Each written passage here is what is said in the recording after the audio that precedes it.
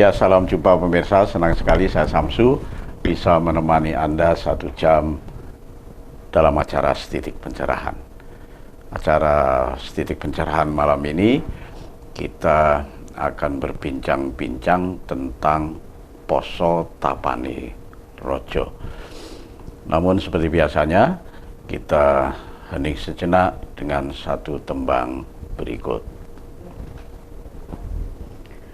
Ana kidung rumeksa ing wengi teko ayu luputa ing lara luputa pilai kabeh jin setan tatan pungurun paneluan tanono wani miwah panggawe ala gunane wong luput geni atemahan tirta maling ato tanono ngarah ming mami guna dudupan sirna. Ya, pemirsa, karena pada malam ini kita sudah memasuki Hari Raya Idul Fitri, maka saya atas nama program acara Setitik Pencerahan mengucapkan selamat Hari Raya Idul Fitri 1445 Hijriah 2024. Mohon maaf lahir batin.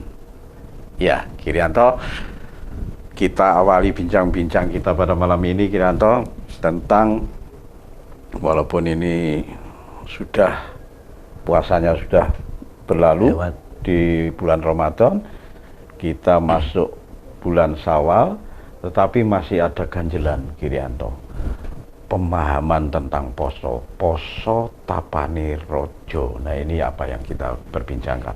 Ya, iki kalau kita perhatikan ya dalam konteks Jawa, ini sebenarnya wis jugar songko poso. Jugar songko poso. Ya, kalau poso itu tapane rojo, topo itu kan bertapa. Ya, berarti sekarang bertapanya sudah selesai. Jugar. Ya. Nah, apakah benar-benar kita akan menjadi raja? Tunggu dulu. Ya. Berkali-kali kita mengatakan poso iku ngeposake rasa. Sekarang dihubungkan dengan topo. Ya. Topo itu nepakake. Nepakake rasa. Antaraning poso, antaraning rasane menungso lan rasane kang maha kawasa. Lho, iya ta. Ditepakno. Ya, itu. Sehingga bisa manunggal tadi. Keinginan Tuhan juga keinginan manusia. Sering dikatakan di dalam agama-agama yang lain. Apakah benar si A itu Tuhan? Benar. Kenapa? Karena wis tepak antaraning keinginan Tuhan dan keinginan manusia. Konsep Jawa Gusti ngejoantah oneng alam dunya ujute Samsu Said. Bisa begitu. Karena antara rasa apa yang diinginkan Allah dan rasa yang diinginkan yang terjadi pada Mas Samsu itu sudah keplok dari siji. Sudah menyatu. Itu sudah keplok. Tidak begini. Ya. Inilah yang disebut dengan topo, nepakake, wis tepak. Kemudian toponya itu, bentuk toponya itu apa kira-kira? Ya, bentuk topo itu kan tepake. Ya bentuk posone ya seperti poso ini.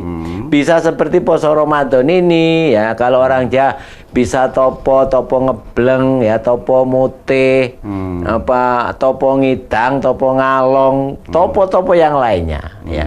Topo itu apa toh? Untuk nepakake rasa. Ya.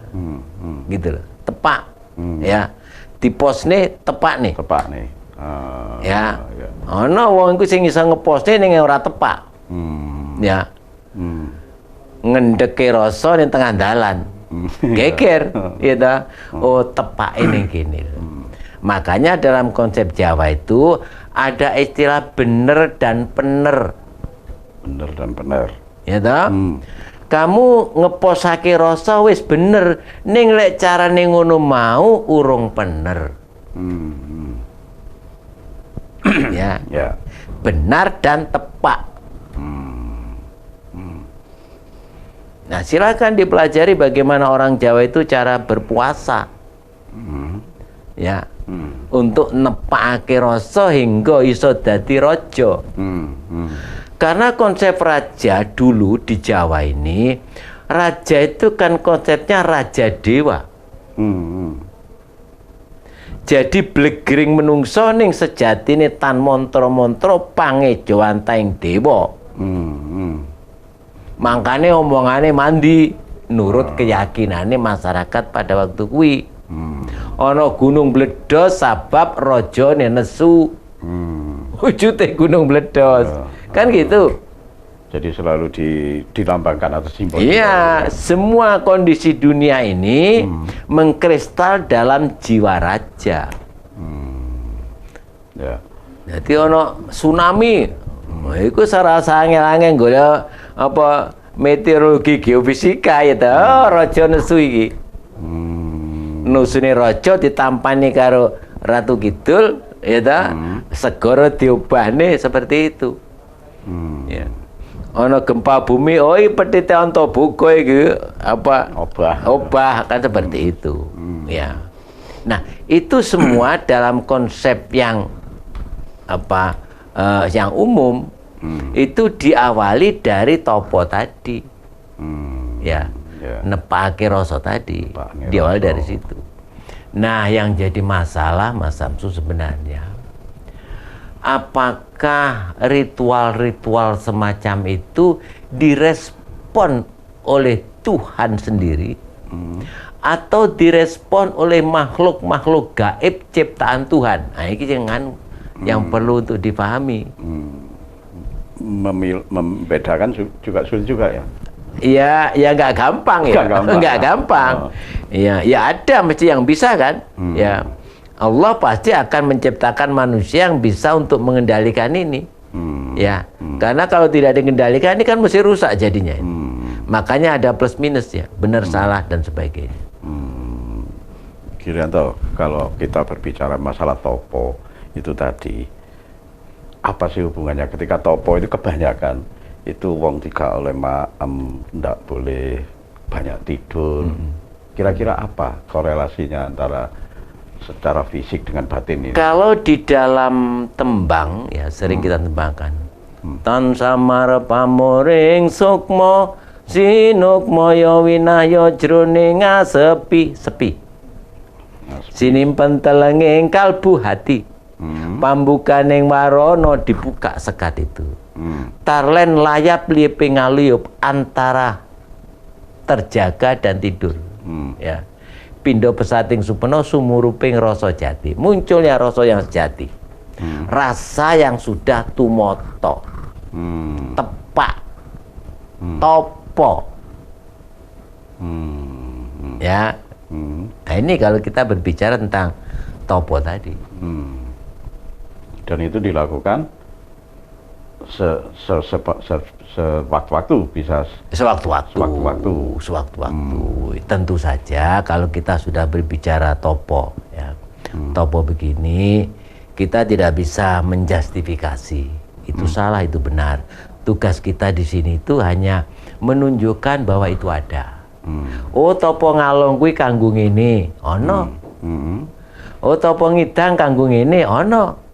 Ramadan kanggo ngene, ono. Senin Kamis kanggo ngene, ono, monggo. Kita hanya mengkritisi bahwa itu ada.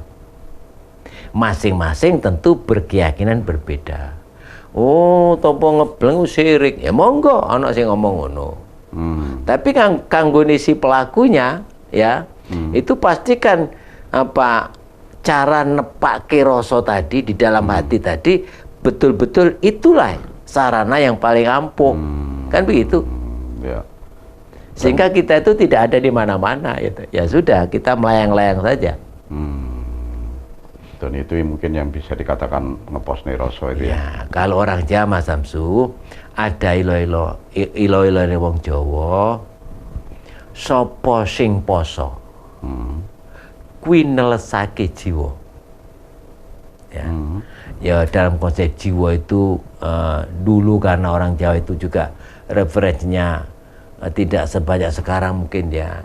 Apakah maksudnya jiwa itu ruhnya, apakah jiwa itu rasanya, apa jiwa itu atine ya. Yang jelas bahwa dengan mengurangi makan, kehidupan semakin basah. Malah semakin basah. Semakin basah. Sehingga gampang untuk ditanami apa saja. Tuhan mau menanam apa saja pada manusia itu pasti akan tumbuh. Kalau orang itu poso. Ya. Ya, nanti kita bincangkan di segmen berikutnya. Pemirsa, jangan kemana-mana, tetap di Titik Pencerahan.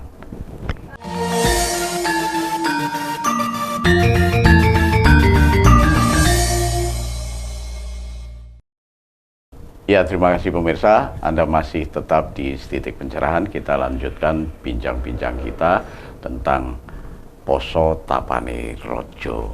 Ya, kita lanjutkan Kirianto itu tadi. Ya. Kalau orang-orang yang banyak makan, hatinya kering. Ya. Kalau sudah kering kerontang, ya tentu saja kan tidak bisa ditanami. Konsep Jawa seperti itu. Makanya kenapa orang-orang Jawa itu apabila punya keinginan diserani dengan topo tadi. Ujute poso. Ya. Ngerowot. Ya.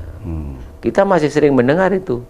Saya kepingin untuk menghafal sekian banyak buku ini, maka aku poso ngerowot. Kan sering terdengar itu. Ya, orang-orang. Ya. Ada kadang-kadang di pondok pesantren untuk menghafal Al-Quran itu dengan puasa begini, akhirnya dia bisa yang semacam itu. Jadi kunci dari topo itu seperti itu. Dan ingat pada waktu kita topo bertapa itu, pemberitaan-pemberitaan gaib itu datang pada saat tadi itu layap lieping aluyup.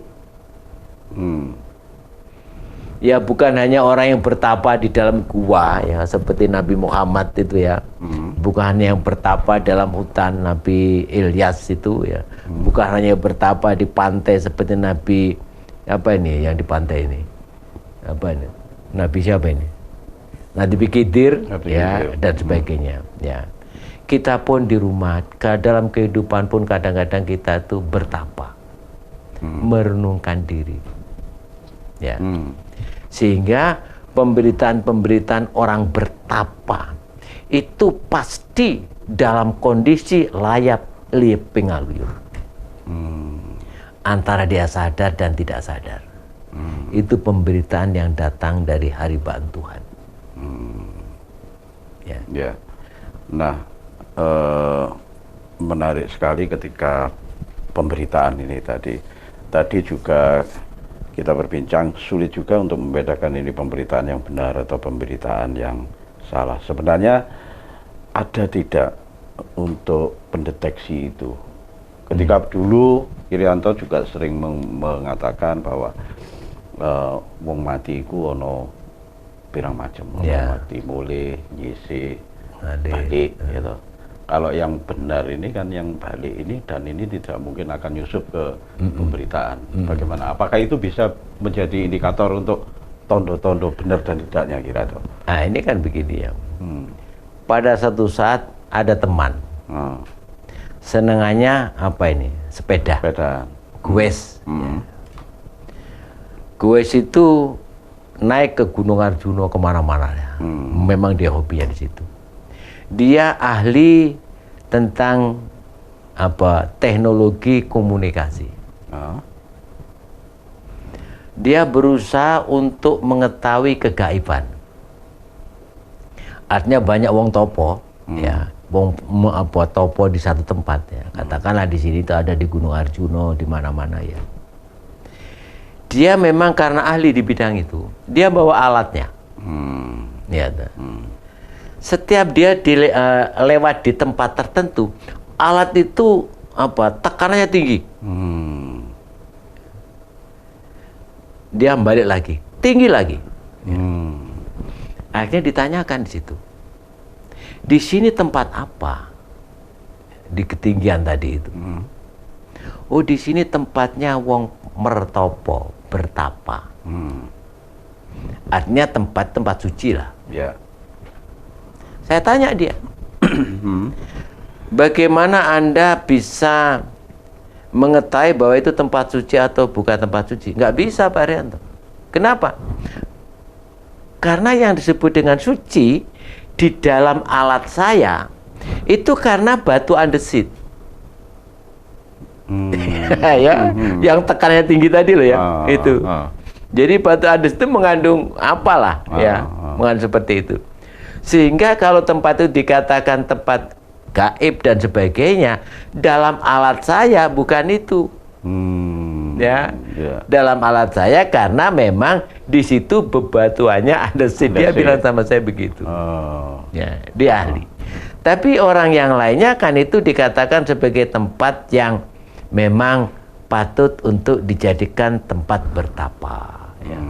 Mungkin dulu di situ bekas tempat bertapanya Raja Brawijaya, Raja Erlangga, Kenaro, kan masih terdengar itu, ya. Nah, yang jadi pertanyaan kita, menurut dia, setiap yang dipahami oleh masyarakat sebagai tempat yang suci, ya, yang mistis tadi itu, ternyata memang bebatuannya andesit. Mungkin dulu juga milih tempat mungkin, ya. Iya, nah, itu yang jadi masalah, gitu. Apakah di tempat-tempat yang dipilih itu memang memiliki mistis? Kacau kan ini? Ya. Bisa nggak ini mendeteksi mistisnya? Ya. Jadi Mas Abdul tadi kan bertanya bagus, ya. Jadi tempat yang mistis itu bisa deteksi dengan alat ini. Tempatnya. Mistisnya apa bisa deteksi? Ya. Bisa lepas loh ini. Karena ini kan alat empiris ini. Ya. Nah, dari situ tidak gampang kita untuk mendeteksi bahwa topo itu direspon oleh Gusti sendiri atau direspon oleh siapa saja. Ya. Ini kalau dalam orang Jawa tadi itu guru sejati tadi, ya. Jadi orang-orang yang memang diberi kemampuan untuk mampu merespon yang nyata dan gaib. Karena prinsip orang Jawa ada nyata, ada gaib. Yang dua-duanya itu bisa untuk dilihat. Ya. Udah, kalau kita tuh melihat orang Jawa itu kan cukup melihat tembang-tembangnya. Ya. Tembangnya ono apa ora gitu. Tembangnya ono apa? Atau tembang-tembang yang kita pelajari itu pasti akan menunjukkan masa lalu yang bisa digunakan masa kini. Yeah. Sejatine Kang Mangkono Musanto nugrane yang widi Bali alame Mas Wung. Oh, berarti ono alam Mas Wung kuwi. Ya. Sapa to mahyo ning Allah kudu mila mangula ilmu bangkit rikat memang ukut kukutaning jiwangga. Iku kena sirebut wong sepuh. Nah, wong sepuh sepihawa awas roro ning atunggil. Sepihawa tegesing hawa nafsu sing makatar-kantar kuwi wis dadi mutmainah. Ya ayatuan nafsul mutmainah, nafsu sing tenang. Nafsu sing tenang itulah yang bisa untuk melihat tadi itu. Awas roro ning atunggil. Ya. Dua-duanya dia tahu antara yang gaib dan yang nyata. Klebating setan roh deh, kira-kira gitu loh, ya. Kalau ditafsirkan tembang tadi itu. Sehingga orang topo pun, termasuk poso tadi, itu bisa saja akan mendapatkan bisikan-bisikan dari dua sumber tadi. Ya, jadi wong topo terus jadi sombong, kata gitu ya. Ya bisa jadi ya memang di tempat sumber itu energinya energi yang seperti itu, kayak Braholo. Ya. Tapi semakin lama semakin lemah lembut, bisa jadi memang di situ energinya energi lemah lembut. Kalau dilihat dari sisi alat tadi. Kalau dilihat dari sisi kegaiban, ya panjang yang kono kuwi nuansa yang bisa mempengaruhi kita menjadi orang lemah lembut. Apa wujute? Ya wis kono. Ya, jadi kita harus yakin bahwa ada yang bisa mendeteksi secara materi ono alati, secara kegaiban pasti ada orang yang bisa. Itu yang perlu untuk kita ikuti. Ya katakanlah para biku, ya para bante, ya para kiai, para ulama, para pendeta itu kan wong-wong kan wis lebda ing samukawis ya, sing ilmune suduh sundul ngawiat ya. Ya mereka kira-kira yang tahu. Kalau kita itu kan sekedar bisa berbicara, ya. Mereka lah guru-guru Kang Utomo, ya, yang patut kita untuk bersanding dengan beliau-beliau itu dalam rangka untuk menggapai keilmuan yang diteteskan melalui beliau-beliau itu. Ya, itu juga topo sebenarnya. Ya, makanya dalam konteks topo kuwi macam-macam. Terkenal di jagat orang Jawa, Gus Dur kuwi topo. Ning topone topo ngerame. Kan topo itu. Berarti dia nepake betul. Menerke betul. Enggak bener nih, menerke. Meskipun di tempat yang ramai. Tapi beliaunya bisa untuk melihat keramaian itu toh kehidupan dunia yang semestinya, ya harus seperti itu. Tapi keramaian itu kan juga bisa untuk diatur, dipas-paske. Topo ngerame. Topo ning papan rame. Ning najan to rame, kahanane kanggone Al-Makfurlah Gus Dur kuwi ora rame. Ya, sepi. Ya, karena dalam rangka untuk itu. Ya, kita lanjutkan di segmen berikutnya. Pemirsa, jangan kemana-mana, tetap di Titik Pencerahan.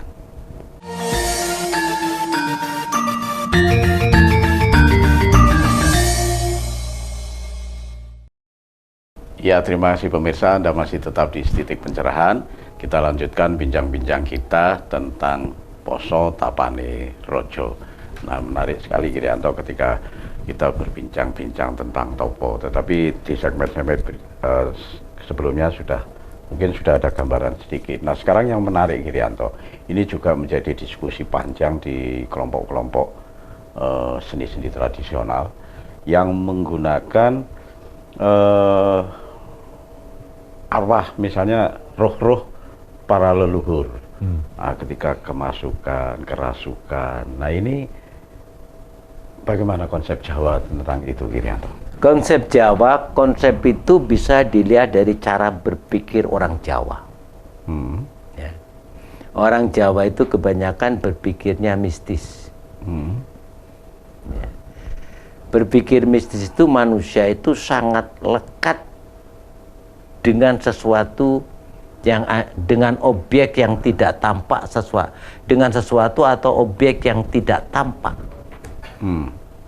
Ini orang Jawa kental ini. Makanya orang Jawa itu banyak selamatan. Ya. Karena kepengen selamat.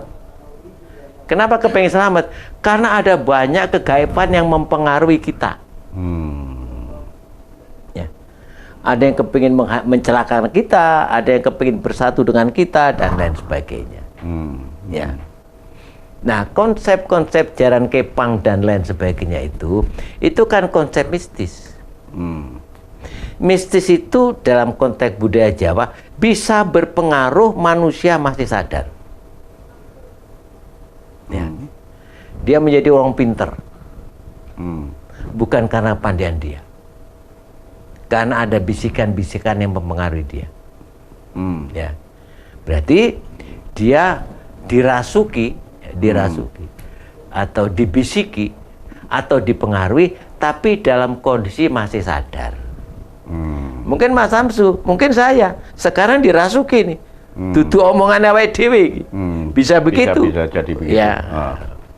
Ada juga manusia itu yang hilang sifat-sifat kemanusiaannya, sehingga tidak lagi kita itu dipengaruhi, ya, tapi kita itu hilang. Hilang. Manusia kita hilang. Katut. Ya hilang, artinya tidak ada dalam kondisi itu. Makanya sering kita lihat, ini keyakinan orang. Makanya kita lihat jaran kepang itu iso mangan koco, beling. Ada nggak begitu ya? Ya. Kan ada itu ya? Oh, ya. Ya. Kan nggak apa-apa itu.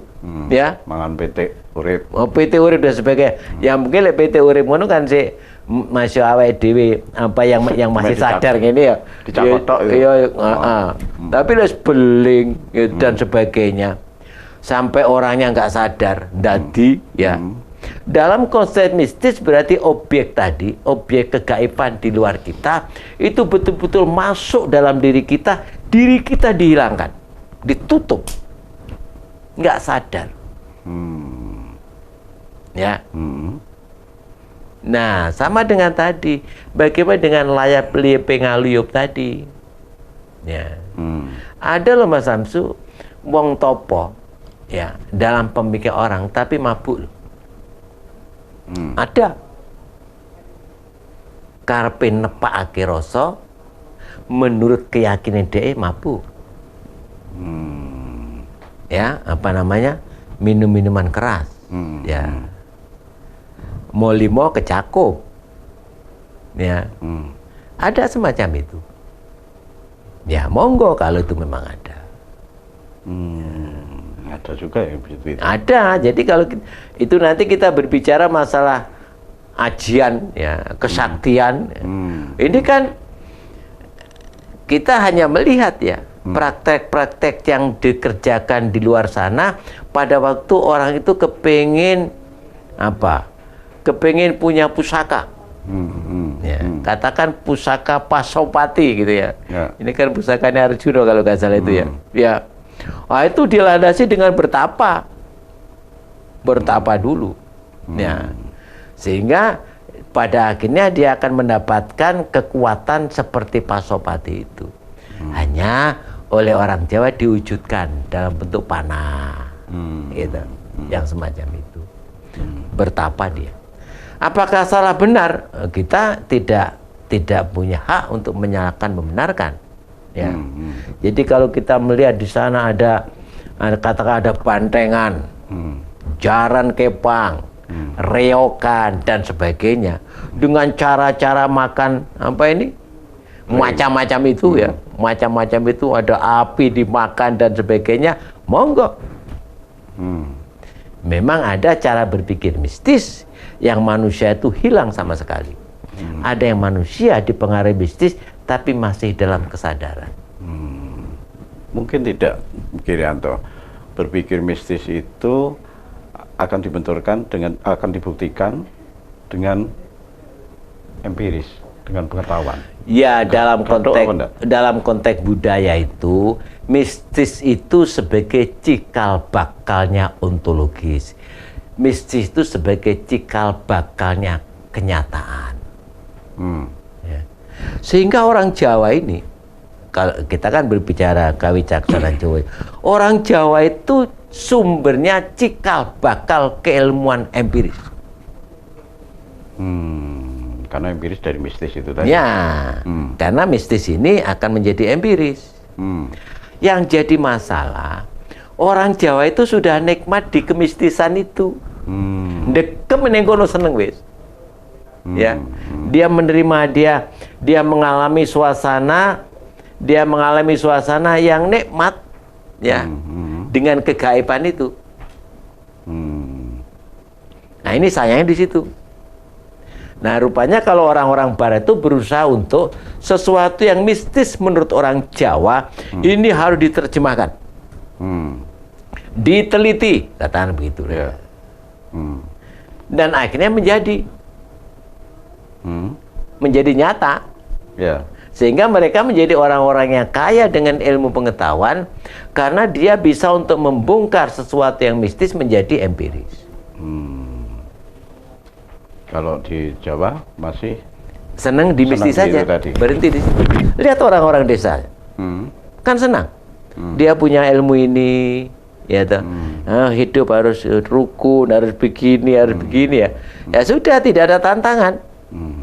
Ya, maka dia hidup dalam kenyamanan, kenyamanan mistis itu. Nah, dunia-dunia yang modern berusaha untuk yang mistis ini sebagai cikal bakal. Sehingga semua yang tergerak di dunia itu dulunya pasti bayangan-bayangan, hanya bayangan. Itulah yang disebut sebagai manusia-manusia penemu ide, individual peculiarities. Manusia-manusia hebat, manusia-manusia penemu ide, yang ide itu datang dari kegaiban. Ya, makanya kalau di dunia kampus itu ada namanya ilmu hermeneutika. Hermeneutika itu ilmunya Dewa Hermes. Ya, pernah dengar kan? Karena idenya dari situ. Ya, dari situ. Ya, ada Dewa Zeus, Dewa Hera, Poseidon, Ares, terus Hermes, siapa lagi itu ya? Dewa-dewa Yunani kuno itu ya. Seperti itu.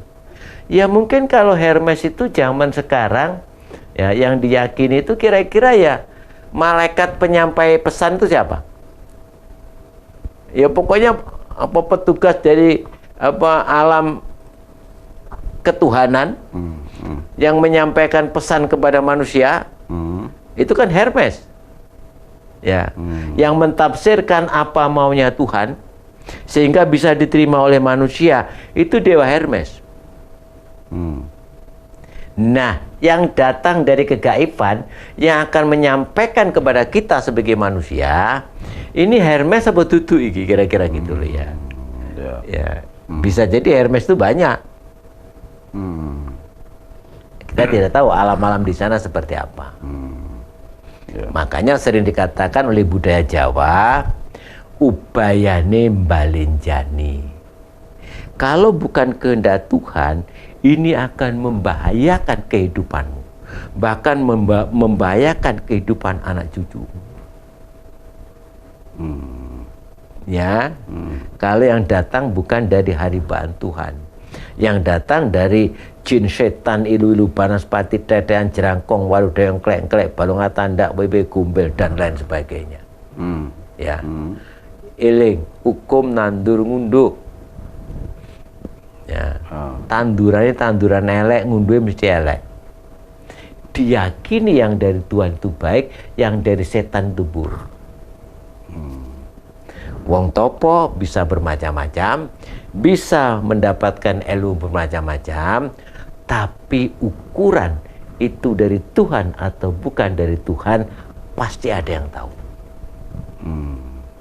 Yang pasti ada yang tahu itu orang lain atau dirinya sendiri. Kalau dirinya sendiri sulit. Kalau diri sendiri sebenarnya tahu ya, karena guru Kang Sanyoto itu diri sendiri. Saja nih. Kita tahu kok, iki duit halal apa haram. Kita tahu kan ya. Ya. Dengan kita tadi itu berbicara mulat sari rohang rosawani tadi, tahu kok. Setiap hari Mas Samsu. Setiap hari kita itu kalau mau loh ya, mau tidur katakan itu ya, ngelamun lah. Aku mentuk duit teko kono kae guna ning ngene iki ngene. Nah, ini gak bener loh kuwi. Kan ada begitu ya. Hanya kita tuh kan tidak mau untuk ngelamun saja. Ya. Untuk mengkoreksi diri. Disitulah sebenarnya manusia itu oleh Tuhan sudah diberi kepekaan untuk melihat segala sesuatu. Hakikatnya seperti itu. Kita lanjutkan di segmen berikutnya. Pemirsa jangan kemana-mana, tetap di Titik Pencerahan.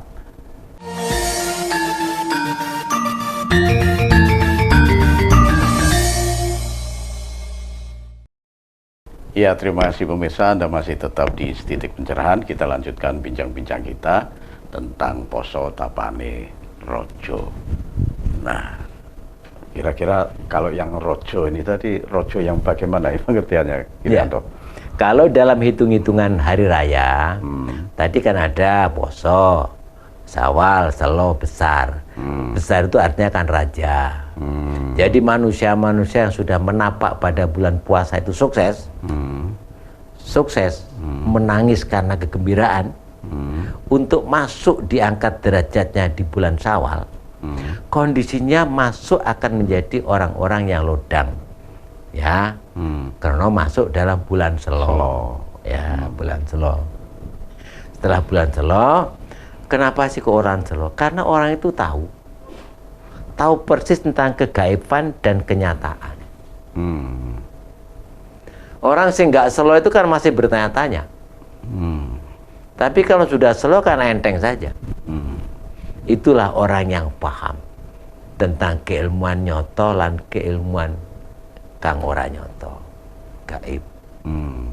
Nah, kalau sudah begitu, barulah manusia masuk di dalam alam rojo tadi.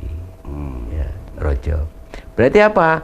Berarti rojo itu sebenarnya manusia-manusia yang sudah sukses mengemban amanah Tuhan, minimal dari poso, Syawal, Selo, Besar. Sekti Mondroguno. Sebab wis noto. Itu. Wis topo. Semua tinggal menjalankan sekarang. Bisa jadi ukurannya di bulan Selo itu ya, untuk mengukur diri iya, sendiri. Iya, nanti orang-orang ini, ya semua kita juga ya.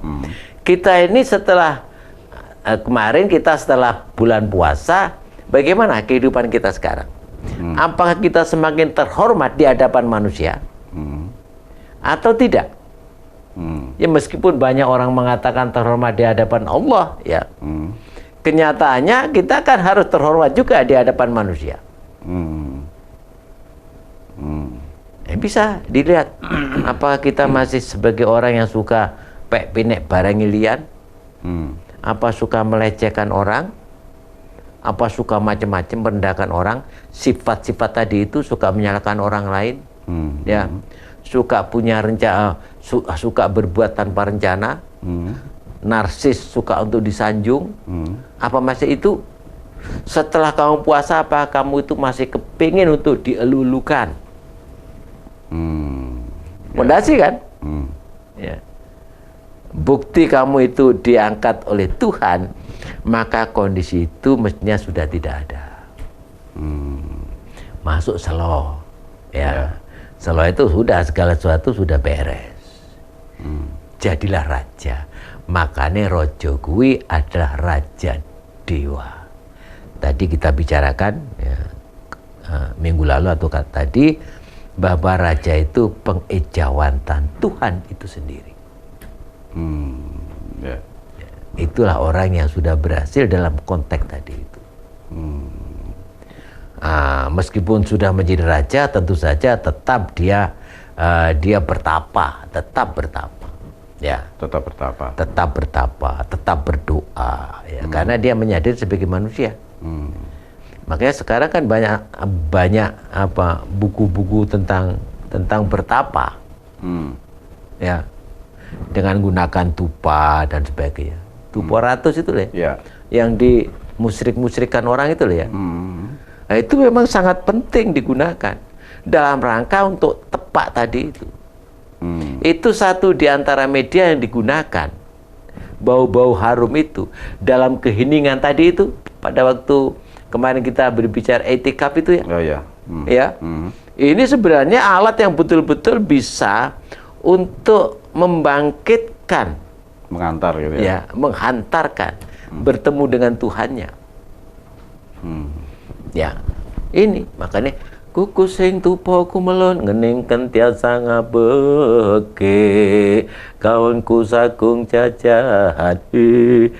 Ini menunjukkan bahwa hati yang peke, hati yang indah, hati yang bersih itu bisa dalam konteks budaya Jawa itu bisa diantarkan lebih mudah dengan kuku sing dupa kumelun. Ya. Jadi kalau ngobong dupa itu jangan berpikir yang datang setan. Ya, jangan itu. Ya. Keyakinan kita bahwa kita berdoa dengan kuku sing dupa kumelun itu seolah-olah inilah teman yang menghantarkan doa-doa dikabulkan oleh Tuhan. Bukan jin setan. Bukan jin setan. Nah, yang jadi masalah kadang-kadang kan doanya memang doa untuk jin setan. Ya repot ini. Jangan di situ. Ya. Ini menjadi penting, makanya ukara jroning donga kuwi penting. Satu sisi doa-doa raja untuk menjadi raja itu kan nggak jelas memang. Ya, siningit artinya kan siningit. Karena gunakanlah sekarang doa-doa yang jelas. Yang jelas maknanya. Kita itu kan orang yang apa ya? Kita itu orang yang lewes kadung wong Jawa iki lewes kadung seneng. Ketok gulune lho gelem, kan begitu ya. Sampai seperti itu ya. Kongkon nopo ya gelem. Ndonga masih orang ngerti maknane gelem. Padahal belum tentu loh ya di dalam kata-kata doa itu maknanya seperti apa. Akibatnya seperti apa. Nah, kalau kita tidak tahu makna dari doa itu dan doa itu mendatangkan Bathara Kala pamane. Terus teko tenan. Ya, apakah salahnya doa? Ya enggak. Salahnya yang berdoa. Kenapa tidak minta penjelasan? Ya, nah, ini kan sering orang-orang ya. Ada yang mengatakan apa? Kalau kamu ketemu dengan sesuatu yang berbahaya, berdoalah kamu dengan caroko balik, ya, caroko balik atau caroko balik itu ya hono caroko dibalik itu ya. Iya toh. Katanya bisa begini. Loh, maknanya dulu apa ini? Ya. Kita enggak masalah percaya atau tidak percaya, tapi kan sudah paham dulu dengan caroko balik itu, ya. Kalau di dalam agama itu ada namanya kulhu sungsang. Kul huwallahu ahad, Allahu samad, kalau nggak salah itu ya dibalik ya. Sama dengan hono caroko dibalik. Ono caraka tata sawala padha jaya nyamaka padha ngodhop padha jaya ngodhop ana caraka tata sawala padha jaya moga padha ngodhop bagama nyaya darapala wasata dawa karacana kan begitu ya. Katanya ini kalau diwatak betul dalam kondisi tertentu maka sesuatu yang akan menyerang kita akan berbalik kan begitu. Ya monggo. Tapi buat kita, buat saya sebenarnya yang penting ngerti karepe. Ojo ndonga sing gak ngerti karepe. Gak ngerti karepe. Ya ta? Lah api ya, alhamdulillah. Elek-elek. Lho iki aku gak nyeluk kowe, bisa kan begitu. Itu kan sama dengan Kunti Tali Broto pada waktu berdoa keliru itu. Bukan keliru. Ya. Mungkin ya Kunti Tali Broto itu kan punya aji-aji ya, aji-aji dari Begawan Druwasa dalam cerita wayang itu ya. Namanya Kuntawa Kasing Rasa Sabda Tunggal Tanpa Lawan. Pokoknya ilmu hebat lah, ya ilmu hebat. Dipesan oleh Druwasa tadi, Kunti, kamu punya ilmu hebat. Kalau ilmu itu sampai kamu mantram, ya, mantra yang tadi diucapkan, maka akan datang dewa. Ya, datang dewa.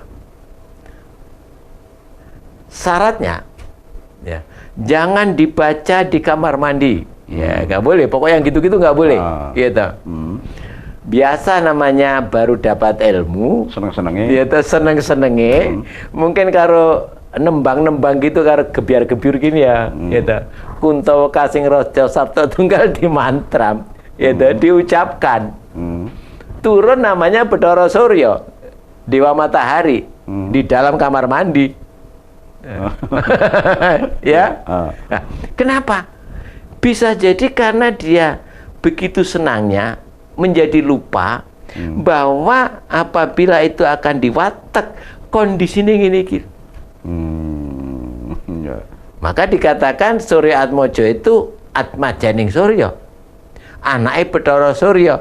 Krana apa? Gara-gara aji-aji Kuntawa kasing rasa sabda tunggal tanpa lawan. Teko. Sing teko Bathara Kala bahaya itu. Hal-hal semacam itu ya. Dari pandangan saya memang mantra doa-doa itu sedapat mungkin kita pahami. Meskipun kita tahu bahwa doa-doa itu juga tidak bisa dipahami. Karena doa-doa itu sifatnya hanya simbol. Ya. Simbol signal. Lek kowe maca kuwi ning ndi aku teko. Padha karo ngono. Ya. Itu kan nggak perlu tahu artinya. Yang penting kan yang tahu kan kegaifan. Ya. Banyak doa-doa yang tidak bisa dipahami. Maka dalam tembang itu yang disebut dengan ilmu karang. Kekeraning ilmu karang, kekarang saking bangsaning gaib, iku boreh paminipun, kapengko ing Pancabaya ubayane Balinjani. Ya, ilmu karang itu. Karangane sapa? Karangane gaib. Jadi Mas Samsu tadi itu topo. Topo dalam konteks ini topo untuk mencari ilmu, ya. Terus dapat ilmu. Ilmu ini apa? Ilmu iso katakanlah ilmu iso ditembak nggak tedas. Dibedil metisil kan begitu kalau orang-orang tua dulu ya. Dibedil metisil tumbak laka-laka. Artinya nggak tedas. Gitu. Ya. Itu kan ada doanya. Ya, ada ilmunya. Ada ilmunya. Ada ilmunya. Ini luar biasa gitu sekali. Ya. Kapan-kapan kita ada ilmunya. Jadi kan ini kan konteksnya ilmu lembu sekilan itu ya. Ya, sekilan bleset, sekilan bleset. Nah, ini menjadi apa? Ya, monggo silakan siapa saja. Ya, yang punya ilmu lembu sekilan, sepi angin dan lain sebagainya, ya. Tapi bukan berarti yang tidak punya itu menjadi orang yang lemah. Masalahnya sebenarnya ilmu-ilmu semacam itu tergantung pada pribadi-pribadinya. Ya. Karena apa? Ubayane Balinjani. Lek sing nembak kuwi, ini satu saat Mas Samsu ada teman ya. Teman zamannya Petrus dulu ya. Petrus ditembak laka-laka pokoknya ya. Gitu. Bisa jadi kan punya ilmu-ilmu semacam itu. Nah, konsep ubayane Balinjani tadi itu, teman tadi datanglah kepada seorang tokoh, katakan kiai sepuh. Ya, dia mengeluh, kenapa dia kok tidak bisa dibunuh, kira-kira begitu loh ya. Ya sepuh mengatakan ini carane, kowe ndonga iki pelurune kongkon garet nih tanah, sekipak apa kali, bedil no, tembus, mati dia. Itu artinya ubayane Balinjani. Jadi ilmu-ilmu semacam itu, kalau yang dihadapi itu ilmunya lebih rendah, gagah dia. Ya, dia kan tahu. Tapi kalau yang datang itu lebih tinggi, lari dia. Nah, celaka manusianya ditinggal lari tadi. Gitu. Hal-hal semacam itu. Maka alangkah indahnya apabila kita itu ya sudahlah. Kalau toh punya ilmu itu ilmu yang memang bermanfaat untuk orang banyak. Saya kira gitu. Terlepas apapun ya. Karena dunia itu pasti ada baik buruk, benar salah, bahagia celaka. Dan kita tidak berhak untuk menjustifikasi itu. Ya, terima kasih Kirianto. Ini waktu juga tidak mengizinkan untuk melanjutkan perbincangan. Pemirsa, mudah-mudahan minggu depan kita bisa bertemu dengan tema yang lain. Akhirnya saya Samsu beserta seluruh kerabat kerja Dhamma TV mengucapkan terima kasih atas perhatian Anda. Sampai jumpa.